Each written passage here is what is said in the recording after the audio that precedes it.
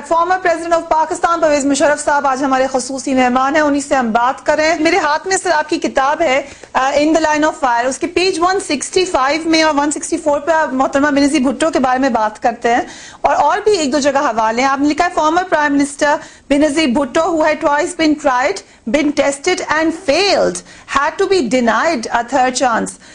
They आप हिज़ार नवाज शरीफ साहब को भी शामिल करके कह रहे हैं they had misgoverned the nation. Furthermore, they would never allow their parties to develop a democratic tradition. वो तो खैर अलग से मामला शुरू हो जाएगा, लेकिन आप बड़ा क्लियरली इसमें लिखते हैं किताब में कि ये दोनों पार्टीज फेलियर थी गवर्नेंस के हवाले से। तो फिर आप मोहतरमा बेनज़ीर भुट्टो से जिनके बारे में आपने ये ख्यालात जाहिर किए, क्यों डील कर रहे थे?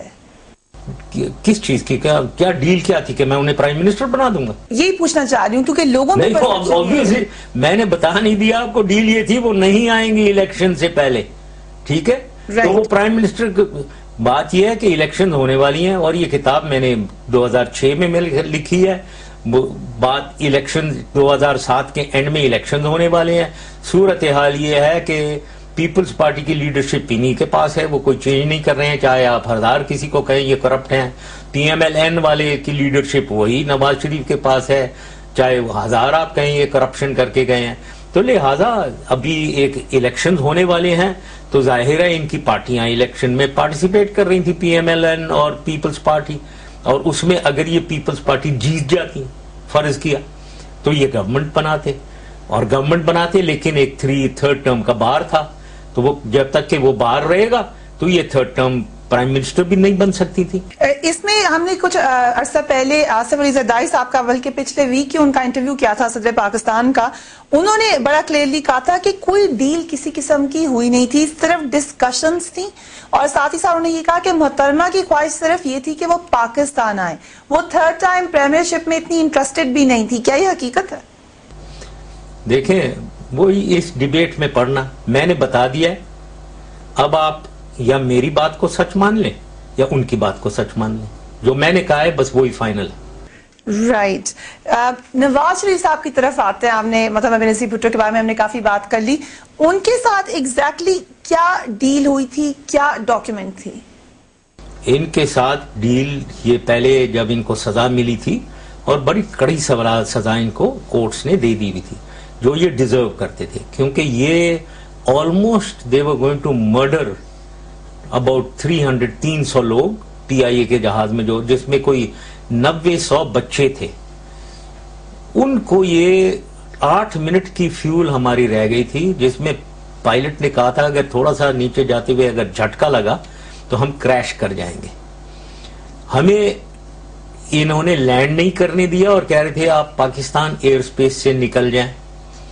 जब मैंने पायलट ने मुझे बुलाकर ये बात बताई तो मैंने कहा कहां जा सकते हैं हम, तो वो कहने लगा जी या इंडिया के अहमदगढ़ जा सकते हैं या फिर दोहा जा सकते हैं, मेरे ख्याल में कुछ ये दो। तो इमेजिन करें कि पाकिस्तान आर्मी के चीफ को ये एक दुश्मन ममलिकत में भेज रहे थे। ये तो इनकी अकल है। और ये समझते थे कि अभी तो ओवर रूल कर दिया हाईजैक का मुकदमा में, उनको नहीं छोड़े नहीं, ओवर रूल उसको मैं नहीं कहना चाहते, मैं तो हकीकत बता रहा हूं जो हुआ है, और इसमें किसी को कोई शक नहीं होना चाहिए, और इस यही था, ऐसे ही हुआ है। अब ये सच को अगर झूठ बन गया है, झूठ सच बन गया है, तो मैं इसके बारे में कुछ नहीं कह सकता हूं, लेकिन मैं अपनी बात को नहीं चेंज करूंगा क्योंकि वो सच ही थी। तो ये इन्होंने किया था, उनको सजा मिली ना।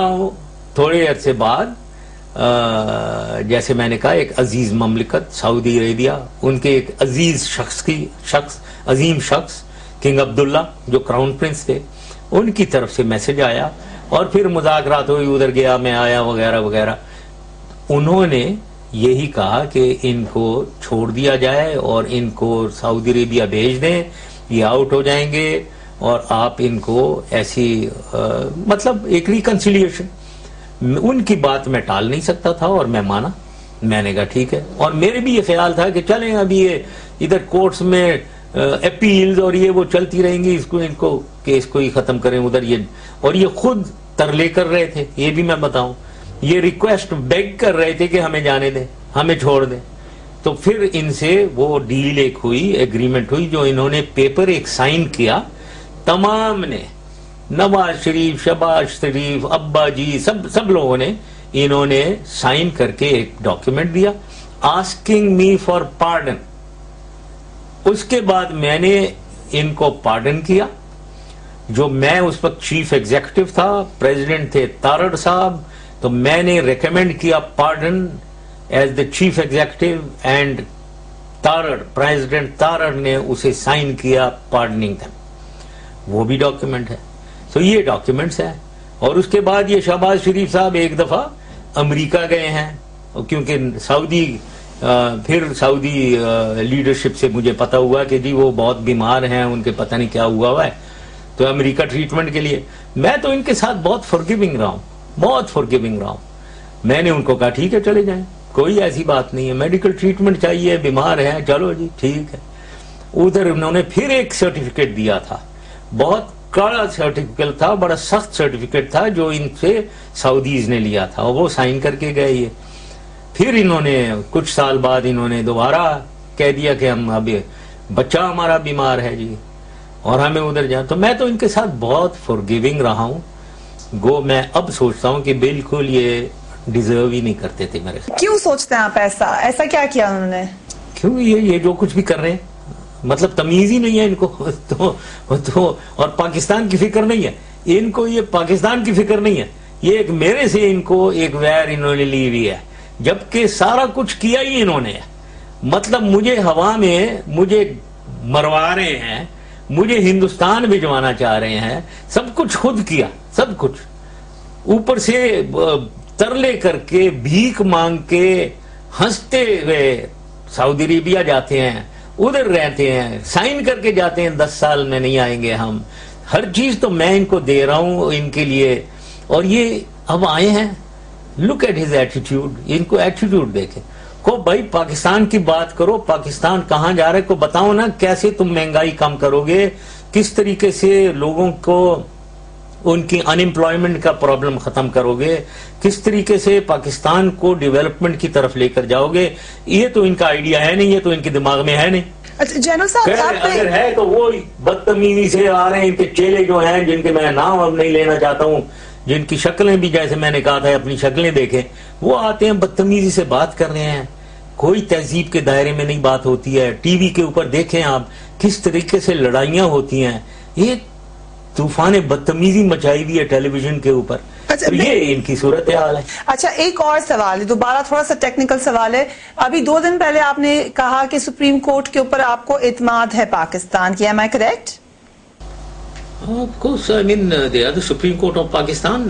Well, their judgments we hope as a Pakistani कि वो जस्टिस देते हैं और वे बिल्कुल फेयर होंगे और जस्ट होंगे। Why should I mean after all they are a Supreme Court? लेकिन जनरल साहब, ये वही सुप्रीम कोर्ट है जिसके साथ आपका जबरदस्त किस्म का तनाजा हम देख चुके हैं अभी हाल में ही। मैं आपको थोड़ा सा माजी में लेके जाऊंगी। आपने पाकिस्तान टेलीविजन के एक इंटरव्यू में ये ऑलिव ब्रांच देने की कोशिश की थी चीफ जस्टिस साहब को। आपने ये भी कहा था कि मैं रेडी हूं रिकंसिलिएशन के लिए गालिबन। और उसके बाद 3 नवंबर को दोबारा 60 जजेस को डिटेन कर दिया गया। फिर आपने जाहिर है उसके ऊपर अपना मौक़िफ़ भी दे दिया है, मगर जो पीसीओ था उस वक्त जो प्रोमलगेट किया गया, उसमें अभी भी जो चीफ जस्टिस हैं और उस वक्त के भी जो चीफ जस्टिस थे, उनके बारे में बड़े संजीदा इल्जामात लगाए गए थे। मेरे सामने कॉपी मौजूद है, उसमें कहा गया इन्वॉल्वमेंट ऑफ टेररिज्म के बारे में भी कहा गया। और आपने ये भी कहा कि chief justice has become politicised, क्योंकि सियासी अगर आंसर आ जाए तो ये वाकई लम्हा फिक्रिया। फिर आप कैसे उसी सुप्रीम कोर्ट पे अभी इत्मीनान जाहिर कर सकते हैं? देखें, अभी वही आप don't involve me in conflicts, and जिसमें एक इम्बैलेंस एक पाकिस्तान के माशरे में हुई हुई है। सुप्रीम कोर्ट वर्सेस गवर्नमेंट चल रहा है मामला।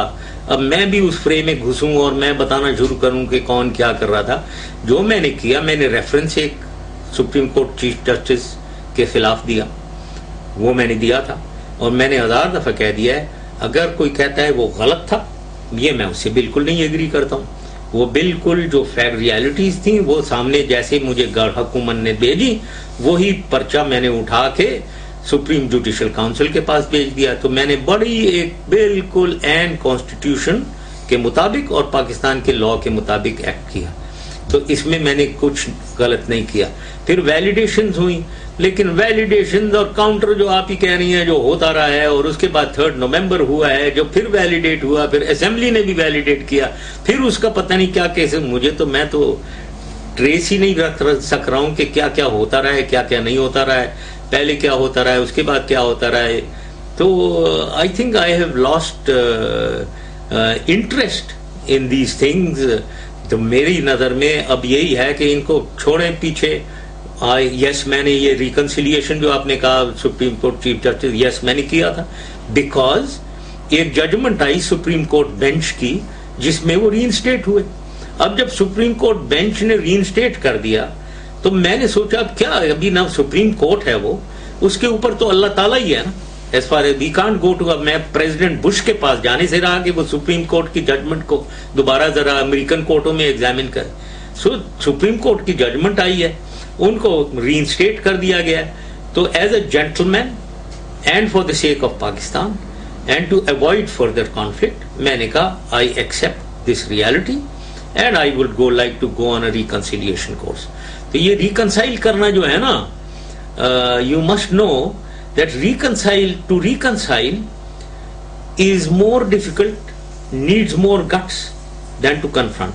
اور اس میں اگر آپ ٹائم دیں مجھے, میں جب بنگلہ دیش گیا تھا تو مجھے وہ 1971 کے مونیومنٹ پہ لے گئے, اور ادھر میرے سامنے ایک کتاب رکھ دی انہوں نے کہ اس پہ آپ ریمارکس لکھ دیں, اور میں آرمی مین, آرمی چیف, 1971 کے مونیومنٹ پہ میں ریمارک لکھوں.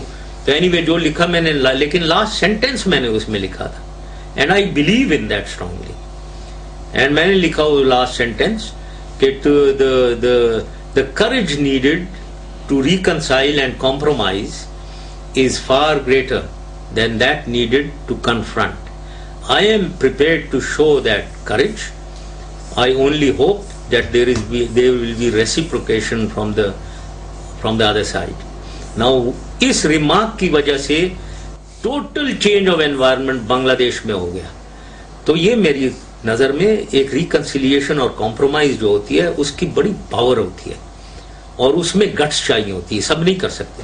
تو اس لیے جہاں بھی میں نے ریکنسیلیشن کی ہے, چاہے وہ چیف جسٹس کے ساتھ ہو یا چاہے نواز شریف کے ساتھ ہو یا بے نظیر کے ساتھ ہو, it needed some guts to do that. Otherwise لوگ اسٹیٹس کو اورینٹڈ ہوتے ہیں, بس جس میں چل رہے ہیں, ملک کو نقصان ہو رہا ہے وہ چلے جا رہے ہیں اسی پہ.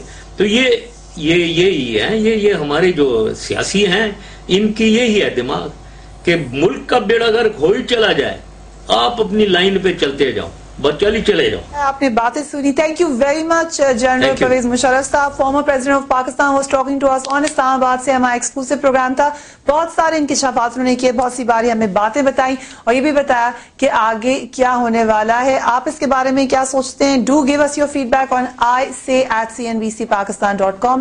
It's isay@cnbcpakistan.com. فریہ چیز کو میری ٹیم کو بھی اجازت دیجیے, کل پھر آپ سے ملاقات ہوگی. اللہ حافظ.